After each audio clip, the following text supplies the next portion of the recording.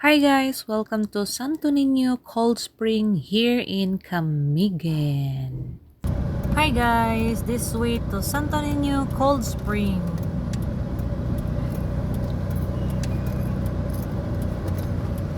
Ayan. Paliko namin 2.40 km. Convoy naman ng Toyota Vios guys. Mga na mo libre sa Macau. Bot. Kasunod na dito. Shout out sa mga Toyota Vios. Gini mo? Ay, pero sa Manawag wala na rin dire. Pero sa Manawag. Lubog ng dagat na. Aupan. Lubog kayo ulan. This way to Cold Spring. Unsa ditong sa taas? Lahi na po itong lugar. Barangay Cold Spring to. Aray, dito sa Rakuntiin.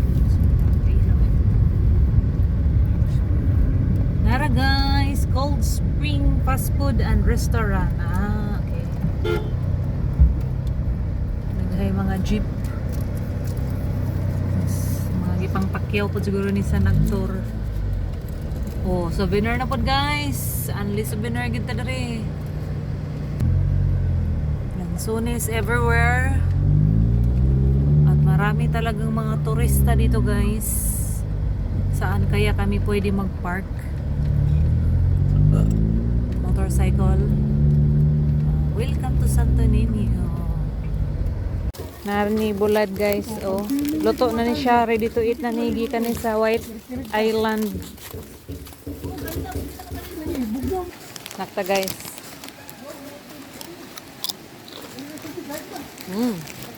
Ama.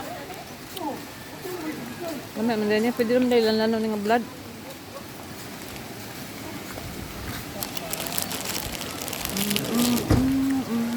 So karon guys, pasulod na mi sa Sto.Nino Cold Spring. Wala ko kapangutana ani guys kung pila ang entrance kaya ang ako raman sister-in-law ang nagbayad.